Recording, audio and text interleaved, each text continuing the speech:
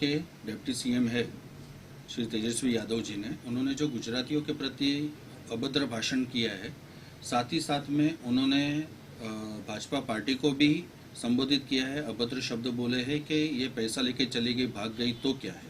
तो इस विषय के ऊपर आज ये प्रेस कॉन्फ्रेंस मेरे कार्यालय पे हुआ है। साथ में हमारे जुड़े हुए जीवन दादा जो महाराष्ट्र अध्यक्ष हैं यहाँ के करनी सेना के, और हम साथ में मिलकर आज प्रेस कॉन्फ्रेंस कर रहे हैं।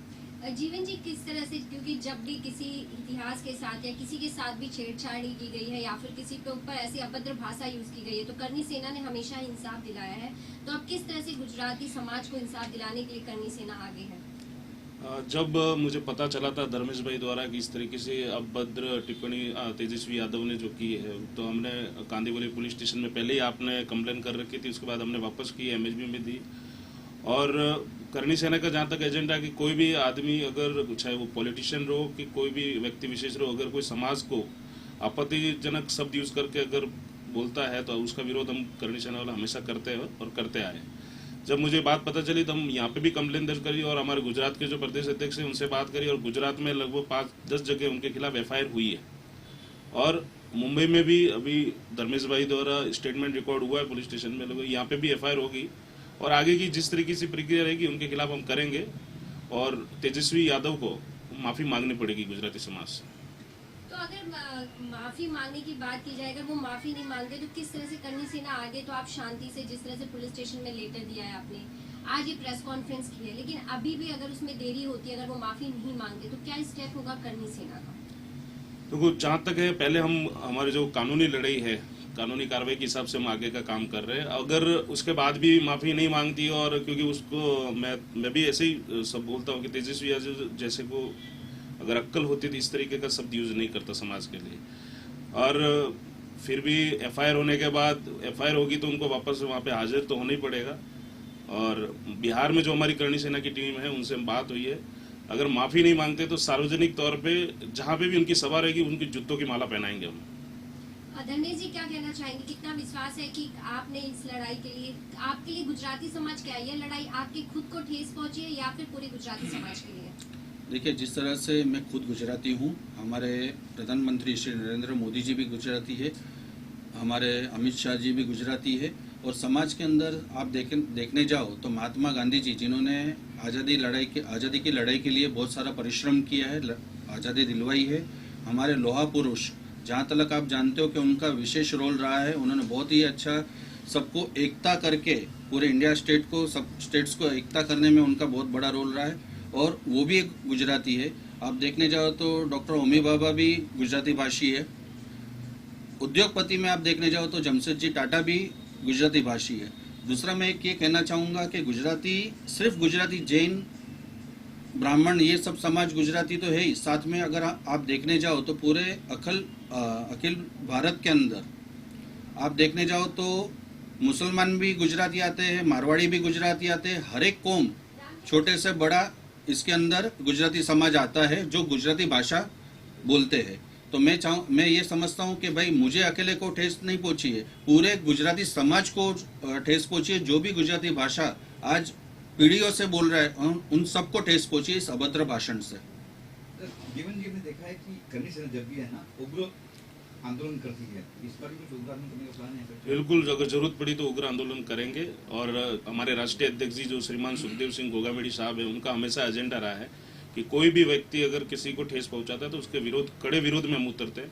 और धर्मेश भाई ने जो मुद्दा उठाया यहाँ मुंबई में रहकर, यहाँ तक गुजरात में लोगों को पता ही नहीं था कि इतना बड़ा शब्द तेजस्वी यादव ने बोला है। जब धर्मेश भाई ने मुद्दा उठाया तो मैंने फिर वो पूरे मैसेज गुजरात की टीम को दिए, और वहाँ पे अहमदाबाद, अपना भुज में, सूरत में, सब जगह एफआईआर कंप्लेन हुई है। कोर्ट में भी लोगों ने कंप्लेन दर्ज की है, और आगे हम यहाँ पे कर रहे हैं। और इसको बड़े तरीके से तेजस्वी यादव को ये याद दिलाएंगे कि किसी समाज को बोलना कैसे परेशान होना पड़ता है, वैसा उसको परेशान करेंगे और वो माफी मांगेंगे। हमने देखा है गुजराती लोग शांति प्रिय लोग हैं, और जब इस तरह की बातें जब सामने आती तब वो उग्र होते, तब वो गुस्सा उनको आता है। देखिए, गुजराती लोग शांति प्रिय इसलिए है कि ज़्यादातर गुजराती भाषी जो भी है वो बिजनेस के अंदर इन्वॉल्व है, आज आप देखने जाएंगे, आपने जो प्रश्न पूछा तो उसका मैं 2 शब्द आपको ये भी बता देता हूँ कि तेजस्वी यादव जी को फोकस अपने स्टेट पे करना चाहिए जहां उनकी जवाबदारी दी गई है। आज वहाँ बिहार से सिर्फ गुजरात के अंदर 5 से 7 लाख व्यक्ति आते हैं रोजी रोटी के लिए, मजदूरी के लिए, जहां पर उनको फोकस करना चाहिए कि बिहार में वो सब काम उनको ध्यान देना चाहिए कि भाई हमारे स्टेट से अदर स्टेट में ना जाए, वहां पर सबको रोजगार मिलना चाहिए। आज आप देखेंगे कि भारत आज की तारीख में 5वें क्रमांक के ऊपर जीडीपी पे है और बहुत ही जल्दी 3रे क्रमांक पे आ रहा है। आज हमारे प्रधानमंत्री नरेंद्र मोदी जी ने जो 5 ट्रिलियन का प्रॉमिस किया है, तो वो सब समाज को साथ में लेके चल रहे, ना किसी समाज के विषय में वो विशेष टिप्पणी देते हैं, ना कोई बातचीत करते, वो सर्वधर्म को साथ में लेके चल रहे। तो ये बात का तेजस्वी यादव जी को थोड़ा सा ध्यान रखना चाहिए कि हमारे यहाँ से लोग बाहर जाके मजदूरी करते हैं, हमारे स्टेट में हम सिर्फ गलत काम करते हैं और उस विषय के ऊपर हम ध्यान देते हैं। जैसे आपने देखा होगा कि कुछ एक आप पत्रकार सब बैठे हो भाई यहाँ पर, तो मनीष कश्यप का भी आपको मालूम है कि आज उनकी क्या दशा हुई है।